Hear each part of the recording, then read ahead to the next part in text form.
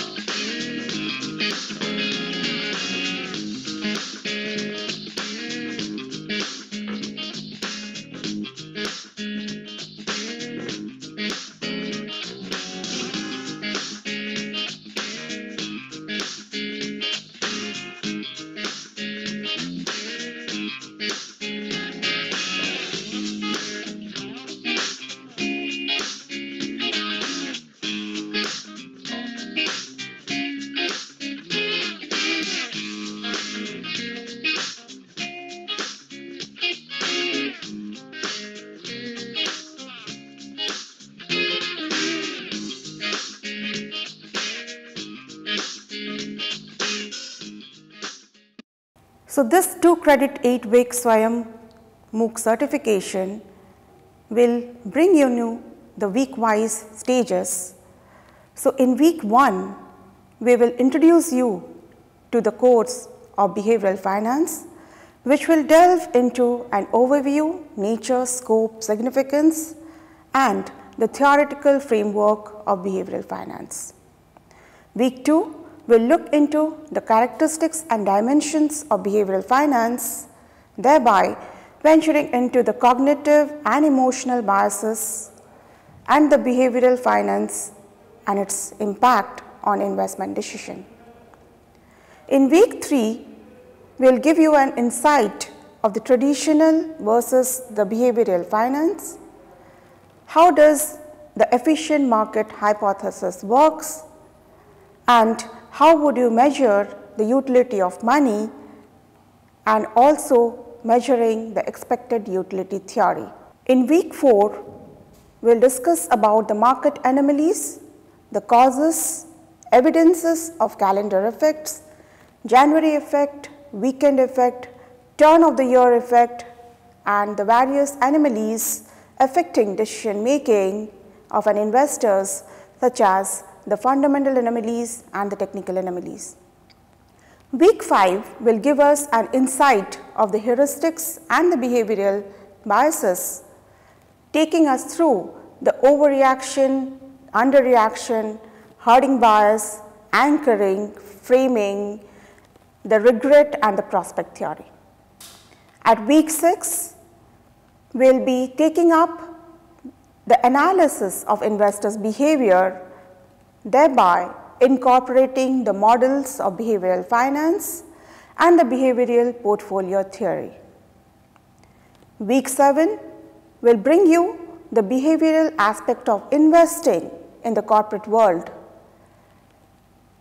So how does corporate world, corporate finance is affected by the behavioral biases, and how one should be aware of those biases while taking decision in the corporate finance world.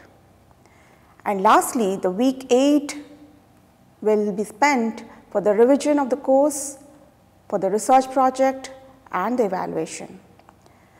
Here you can see the detailed plan of week-wise lectures, where we are dividing all the components of the study material into the various cases and the discussion of the questions, thereby also conducting a simulation which will give you an in-depth clarity about how this course can be used from a practical sense. The details of the project will be shared in the upcoming video. So this is the course outline and the assessment plan. We'll have a components of evaluation of 100 marks. The learner has to complete the module along with the assignment and the quizzes which are provided. Thereby, the planning and drafting of the project with the PPT and the report, and thereby their pace of learning. There are various phases of booms and bust cycles, and the finance professionals often describe the unconventional phases of the market, such as the market sentiments. There are investors hoarding, market rally, irrational exuberance, emotional traps, psychological barriers, and market mode. If you look into the recent case of Adani, so the sudden crash of Adani, what was the reason thereof? Was it only fundamental? Then the answer would be certainly no. So in order to know detail about it, we'll discuss about the case of Adani. Why did investor had a panic sell, and what were the consequences thereof as we move ahead with the course. As far as the course description is concerned, this course is intended to complement other finance courses that are mainly based on the traditional paradigm, which assumes that the investors and managers are generally rational.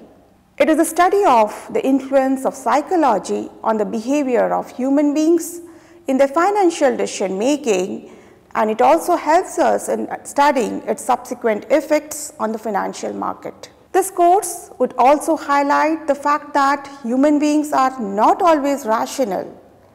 They have certain limits to their self-control and are influenced by their own biases. Therefore, it is the study of how investors systematically make errors while making judgment, and what are those mental mistakes. Therefore, you will see that this course is relatively very new in the field of finance and economics, but it has become an interesting topic for the investment professionals. And this course is designed to provide an overview of an exciting new and fast growing area in the finance world, which takes as its premise that the investment decision making and investment behavior are not necessarily driven by the rational considerations. There is certain presence of irrational exuberance where the market psychology plays a very pertinent role. So therefore, we intend to introduce the various cognitive biases and discuss the impact of such biases on the financial decision making and explore the behavior of the investors. The broad objective of the course is to provide an opportunity for the participants to learn the models and methodologies of behavioral finance and investment management. Specifically, this course has three main objectives. First, we aim to examine how the insights of behavioral finance theories shed light on the behavior of individual investors and finance professionals in investment decision making and corporate financial decision making. Second, we would explore the possibility to improve investment performance and corporate performance by recognizing the cognitive biases and also apply appropriate debiasing techniques. And finally, we would investigate and will make you learn and understand the implication of behavioral finance for the construction of good corporate governance and mechanism. On the completion of the course, the participants will be able to understand various concepts of behavioral finance. They will understand and critically discuss the difference between the perspectives of behavioral finance and the conventional finance. Thirdly, they will comprehend and critically discuss the cognitive biases and the errors of judgment that affect financial decisions, and they would also critically evaluate behavioral influences involving individuals as well as institutional decisions in the areas of financial and the non-financial markets. The skills the learner which will gain after the completion of the course, they will have a greater scale of knowing the biases and thereby understanding how to remove while making an investment decision. They will gain a skill based on their heuristics, the various forms of cognitive and emotional biases, will learn various debiasing techniques, and also will understand how this will have a clarity while making a financial decision. So, why this behavioral finance? The answer is, if we always behave rationally, then nobody would ever sell stocks in panic at the very first instance of trouble. Nobody would ever keep money in bank instead of using it to pay off high interest credit card balances. Or nobody would ever buy stocks or any form of investments based on hunches, hot tips and media hypes. So, this behavioral finance provides an overlay over the standard finance theories. Here we say that the investors, they are not totally rational and often act based on imperfect information. The markets may be difficult to beat in the long term. In the short term, there are certain presence of anomalies, and therefore, we will study the two aspects of behavioral finance, that is the behavior of the investors and the behavior of the market. Here you can see the scanning of the brain while they come across to any form of decision making into their investment horizon. There are signs of fear versus greed. So, this behavioral finance will be a reflection to extreme we see into the efficient market theory or in other mathematical models. It will not just introduce the behavioral psychology, but how this will be applied to finance, and will also include more broader social aspects which are not related to any fundamental.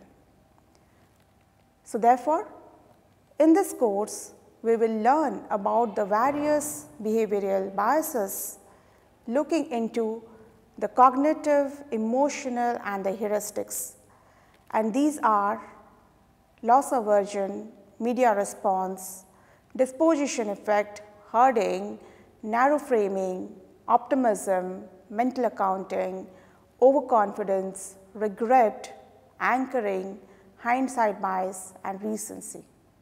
These are the additional reading which can be used by the participants. So, thank you. Let us continue the journey of learning.